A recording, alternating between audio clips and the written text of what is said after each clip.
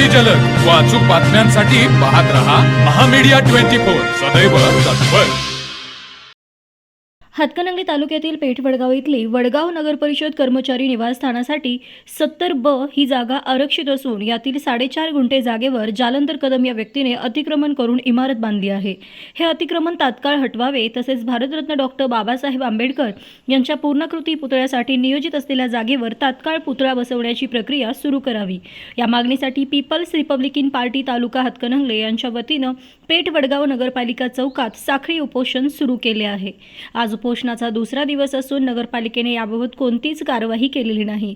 कायदेशीर बांधकाम केलेले 70 ब याची बाजारभावाने किंमत सुमारे 1 कोटीच्या आसपास जाते की कोट्यावधीची जागा हडपण्याचा प्रयत्न सुरू आहे। त्यामुळे नगर परिषदेने तात्काळ ही जागा अतिक्रमण मुक्त करावी अशी मागणी people's republican party of India तालुक्याच्या वतीनं तालुका अध्यक्ष सुरेश कांबळे यांनी नगर परिषदेकडे केली आहे। सदर जागा अतिक्रमण मुक्त करून या ठिकाणी महिलांच्यासाठी आणि परिसरातील नागरिकांच्यासाठी व्यायामशाळा करून त्याचा सार्वजनिक वापर करावा अशी मागणी निवेदनाद्वारे केली आहे। त्याचबरोबर भारतरत्न डॉक्टर बाबासाहेब आंबेडकर यांच्या पूर्णाकृती पुतळ्यासाठी जागा आरक्षित असून आरक्षित जागेवर पूर्णाकृती पुतळा बसवण्याची प्रक्रिया तात्काळ सुरू करावी अशी ही मागणी करण्यात आली आहे। पीपल्स रिपब्लिकन पार्टी हातकणंगले तालुका अध्यक्ष सुरेश कांबळे, प्रीतम मोरे, तानाजी तासगावकर, राज एरेकर यांनी उपोषणाला सुरुवात केली आहे।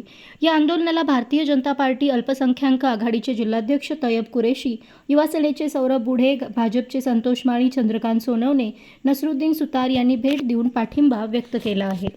पीपल्स रिपब्लिकन पार्टी हातकणंगले तालुका यांच्या वतीने साखळी उपोषणाचा आजचा दुसरा दिवस आहे। नगरपालिका पेठ वडगाव येथील नगरपालिका ही कर्मचारी या कर्मचाऱ्यांसाठी 70 ब ही जागा आरक्षित ठेवलेली आहे। या जागेमध्ये फक्त नगरपालिकेच्या कर्मचाऱ्यांसाठी घर बांधण्याकरिता ही जागा आहे, परंतु येथील राज्यकर्त्यांच्या हस्तक्षेपामुळे या ठिकाणी एका खाजगी व्यक्तीने अतिक्रमण केलेलं आहे।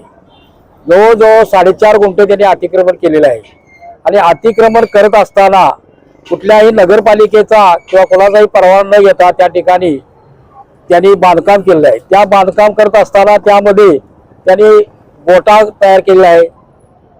त्याचप्रमाणे ती घरं बांधून त्या घरं भाड्याने नाही दिलेली आहेत।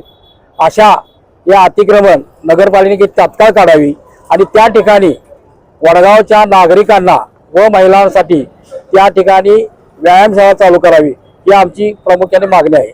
त्याचप्रमाणे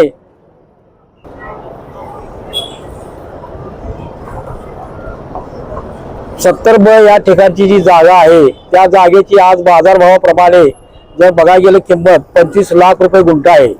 अशी 4.5 गुंठ त्या व्यक्तीनं बळकवलेली आहे आणि असं असताना सुद्धा नगरपालिकेने आज डोळेझाक धंदा केलेला आहे।